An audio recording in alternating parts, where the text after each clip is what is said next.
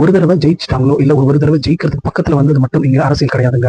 அதுல அந்த வெற்றிக்கு பக்கத்துல வந்ததை அவங்க எப்படி மக்களிடையே பாசிட்டிவா எடுத்துட்டு போறாங்க, அதை வச்சு அவங்களோட சித்தாந்தத்தை எப்படி மக்களிடையே பரப்புறாங்க அப்படிங்கிறது தான் இங்க ரொம்ப முக்கியமா இருக்கு. இதை மக்கள் நீதி மையம் செஞ்சாங்களா அப்படின்னு கொஞ்சம் யோசிச்சு பார்த்தா இல்ல அப்படின்றது தான் இங்க உண்மையா இருக்குது. ஒருத்தரா கட்சியில இருந்து போய் கடைசியில மக்கள் நீதி மையம் அப்படின்ற கட்சியில மக்கள் யாரும் இல்லைங்க, அது பேர்ல மட்டும்தான் இருக்காருங்க. விக்ரமோட வெற்றி விழா அப்படின்றத நம்ம எடுத்துட்டோம்னா அது ஒரு முக்கியமான டர்னிங் பாயிண்டா நான் பாக்குறது. ஏன்னா இதுக்கப்புறமா விக்ரமோட மேசிவ் ஹிட் ஆனதுக்கு அப்புறம் உதயநிதி ஸ்டாலின் அவர்கள் கூட ஒரு நெருக்கம் ஏற்பட்ட மாதிரி எனக்கு தோணுச்சுங்க. உதயநிதி ஸ்டாலின் அவர்கள் கூட அசோசியேஷன் ஆனது ஒரு மிகப்பெரிய அளவுல இந்த கட்சி நகர்வை பாதிச்சிருக்கு அப்படின்னு சொல்லலாம். இதுக்கப்புறம் அவரோட அரசியல் நகர்வுகளை நம்ம பார்த்தோம் அப்படின்னா திராவிட அரசியலை விமர்சிக்கிறது கொஞ்சமாவது கம்மியாயிட்டே வந்துச்சு. இதே பாதையில போயிட்டு இருந்த கமல்ஹாசனுக்கு எம்பி சீட் வழங்குறாங்க. மக்கள்லாம் உங்களை தேர்ந்தெடுக்க வேண்டாம், ஆண்டவரை நாங்களே உங்களை ராஜ்யசபா எம்பியா எடுத்து நிறுத்துறோம் அப்படின்னு டிஎம்கே எல்லாரும் சொல்ல கமல்ஹாசன் ஐயா எம்பி ஆகிறாருங்க.